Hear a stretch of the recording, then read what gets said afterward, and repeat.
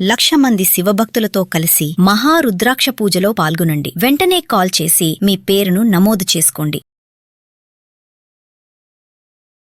ఉషా నమస్తే. నమస్తే రాధా. ఉషా, ఎఫ్ఐఆర్ నిజంగా చెప్పాలి అంటే ఇది ఒక బలమైన వెపన్, స్ట్రాంగ్ వెపన్. కానీ ఈ ఎఫ్ఐఆర్ని చాలా మంది మిస్యూజ్ చేసుకుంటూ ఉన్నారు. కొంతమందికి ఎఫ్ఐఆర్ ఎలా ఫైల్ చేయాలో తెలీదు. అసలు ఎవరికి ఎఫ్ఐఆర్ అనేది వర్తిస్తుంది, ఎవరు ఎఫ్ఐఆర్ చేయాలి, ఎలాంటి వాళ్ళు చేయాలి, ఎలాంటి టైంలో ఈ ఎఫ్ఐఆర్ యూజ్ అవుతుంది? ఎలాంటి టైంలో అసలు పోలీసులు ఈ ఎఫ్ఐఆర్ కడతారు? ఎస్. అండ్ చాలా మందికి డౌట్ ఉంటుంది. అందుకే I really want people to know. చాలా మంది అంటారు, మేడం మేము పోలీస్ స్టేషన్కి వెళ్ళాము, మా ఆవేదన కంప్లైంట్ కూడా తీసుకోవట్లేదు మేడం, ఎఫ్ఐఆర్ కట్టట్లేదు అంటారు. Welcome to India and the reality. Most of the cases లో పోలీసు వారిని తప్పుపడటానికి ట్రై చేస్తారు. పోలీసులు అపోజిషన్ వాళ్ళ దగ్గర డబ్బులు తీసుకున్నారు మేడం, మాకు కట్టట్లేదు. No, first try to understand law before you say anything to anybody. అడ్వకేట్లైనా పోలీసులైనా.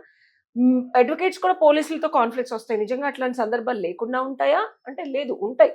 బట్ ఒక బేసిక్ అండర్స్టాండింగ్ ఆఫ్ లా అనేది క్లయింట్స్ కూడా తెలుసుకోవాలి. ఎందుకంటే డాక్టర్ కి ఇచ్చినంత రెస్పెక్ట్ అడ్వకేట్లు ఇయ్యరు. ఏదో మాకు పుక్కట్లో గాల్లోంచి నాలెడ్జ్ వచ్చేసి మేము చదువుకున్నదంతా ఏదో అన్నట్టు ఉంటది. కాబట్టి ఒక బేసిక్ ఎన్లైట్మెంట్ కోసం చెప్తాను, విను. There are different situations where పోలీసులు ఆ సందర్భాల్లో ఎఫ్ఐఆర్ కడతారు. ఏ సందర్భాలు అంటే నాన్ కాగ్నిజబుల్ అఫెన్సెస్ అంటారు. నాన్ కాగ్నిజబుల్ అఫెన్సెస్ కనుక జరిగినప్పుడు ఎఫ్ఐఆర్ ఫైల్ చేయడం అనేది ఉండదు. ఎగ్జాంపుల్, కేసు కనుక సివిల్ ఇన్ నేచర్ అయితే, సివిల్ లిటిగేషన్ అయినా లేదా డబుల్ ట్రాన్సాక్షన్ కాంట్రాక్ట్స్ లోకి ఏదన్నా వచ్చినా you need to file a petition under magistrate గారి దగ్గరికి వెళ్ళి మనం అక్కడి నుంచి కంప్లైంట్ మూవ్ చేసుకోవాలి. దట్స్ కాల్ ప్రైవేట్ కంప్లైంట్ అంటారు. ఆ ప్రైవేట్ కంప్లైంట్ మూవ్ చేయాలి అంటే ఎవిడెన్స్లు కూడా పెట్టాలి. ర్యాండమ్గా వచ్చి నాకు ఈ గ్రీవియన్స్ ఉంది, వెళ్ళి కంప్లైంట్ చేయండి, నాకు ఈ బాధ ఉంది, నాకు న్యాయం జరగాలి అంటారు. సో క్లయింట్స్ ఏంటి, మీరు ఒక అడ్వకేట్ గారికి ఫోన్ చేసేటప్పుడు కానీ ఒక పోలీసుల వారి దగ్గరికి వెళ్ళేటప్పుడు కానీ తెలుసుకోవాల్సింది ఏంటంటే, ఎస్ డెఫినెట్గా మీకు గ్రీవియన్స్ ఉంది, మీరు కంప్లైంట్ చేయాలనుకుంటున్నారు, your a victim and you want accuse to be punished. Accused ఎవరైతే ఉన్నారో వాళ్ళకి తప్పకుండా శిక్ష పడాలి, నేను ఈ బాధ, ఈ భావోద్వేగాన్ని చెప్పుకోవాలనుకుంటున్నారు. బట్ అది కాగ్నిజబుల్లా నాన్ కాగ్నిజబుల్లా తెలుసుకోండి.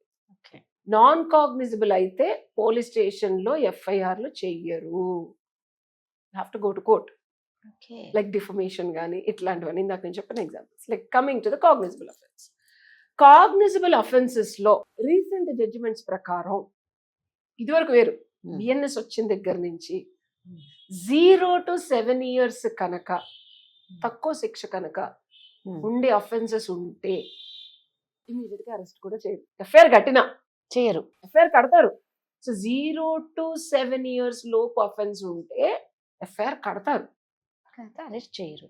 కానీ అరెస్ట్ చేయకూడదు అని చెప్పి. ఎందుకు?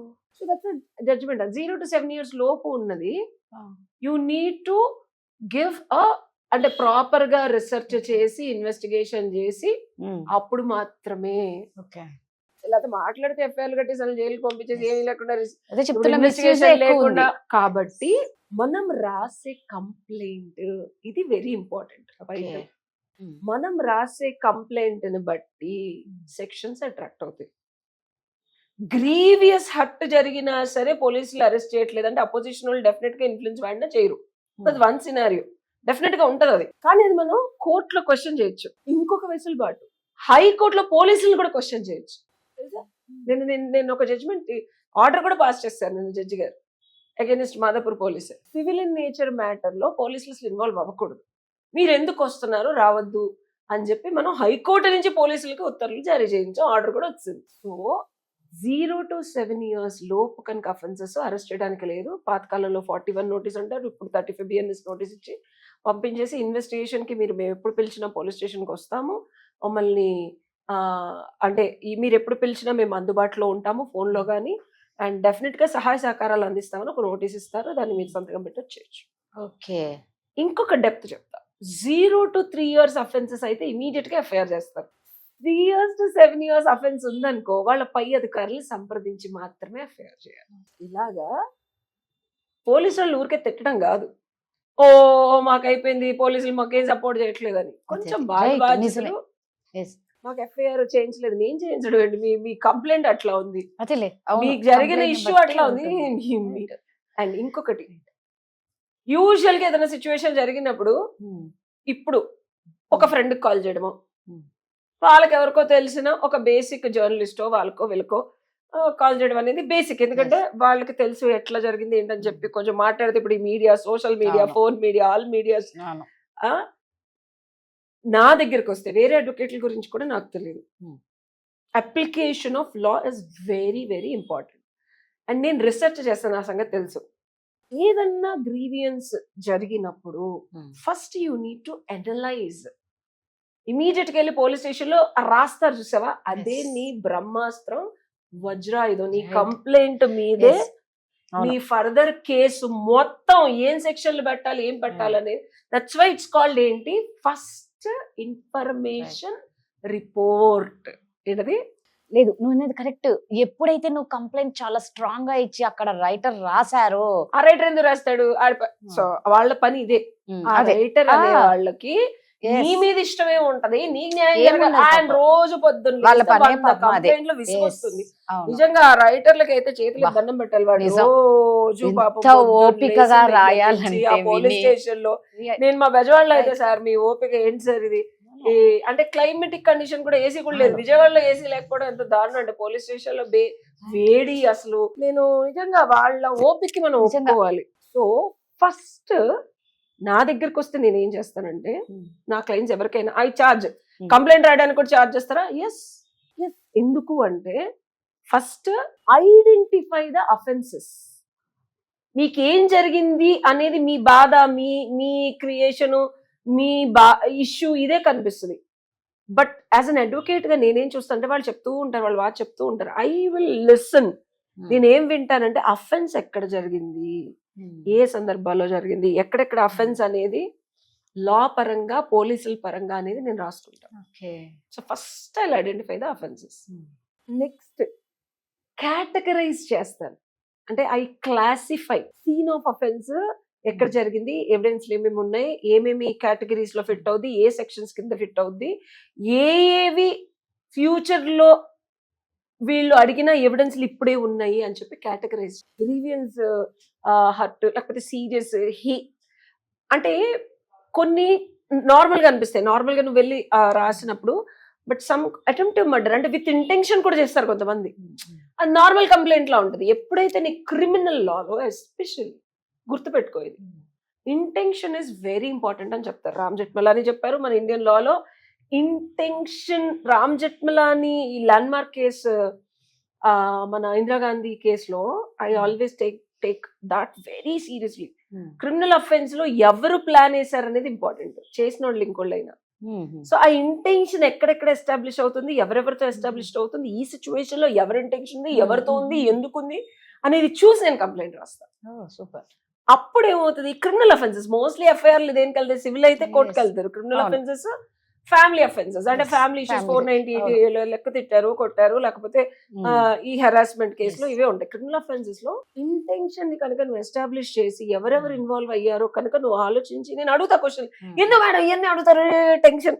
నేను చెప్తా, ఒక గంట సేపు కూర్చోండి, నేను 10 నిమిషాలు రాసి పంపించాను కంప్లైంట్. బికాస్ రేపు పొద్దున కేసు వేస్తే దీని మీదే ఛార్జ్ షీట్ పడుతుంది, దీని మీదే నేను అక్యూజ్డ్ ని ఎక్కడికైనా లాగాలి, తీసుకెళ్లాల్సి వస్తుంది. And I charge lump sum money because నేను నా బుర్రని, నా అబిలిటీని, ఒక సర్జన్ ఎలా అయితే ఆపరేషన్ చేసి సక్సెస్ఫుల్ గా నువ్వు ఒక బిడ్డని బయటకు తీయాలి, లేకపోతే నీకు ఒక క్యాన్సర్ ని క్యూర్ చేయాలంటే, ఆ complaint is like that for me. అక్కడ ఎండ్ రిజల్ట్ లో నీకు సర్జరీ వస్తుంది, ఇక్కడ ఫస్ట్ లోనే కంప్లైంట్ వస్తుంది. బికాస్ ఈ కంప్లైంట్ మీదే రేపు స్క్రూటనీ, సర్జరీ, ఒక 10 సంవత్సరాల కేసు నడుస్తుంది. So this is very important, right? So and then finally I will choose the channel. ఇంకోటి, ఇది మోస్ట్లీ నువ్వు వెళ్ళే నార్మల్ అడ్వకేట్లు ఆర్ రెగ్యులర్ ప్రాక్టీస్ అడ్వకేట్స్ ఎఫ్ఐఆర్లే ఫైల్ చేస్తారు, మహా అయితే ప్రైవేట్ కంప్లైంట్ మూవ్ చేస్తారు. I will look in to what are all the things that we can do and I give the client consultation and suggestion. Okay, ఇది FIR file చేసిన తర్వాత ఇది ఇలా అవుద్ది, ఒకవేళ మీరు ఇక్కడ ఇవి ఏమీ లేకపోయినా సరే ఎఫ్ఐఆర్ అయ్యి ఛార్జ్ ఫైల్ అయిన ట్రయల్లో కూడా మనం కొన్ని క్రిమినల్ అఫెన్సెస్ లో there were cases which I dealt with my seniors last 3 years.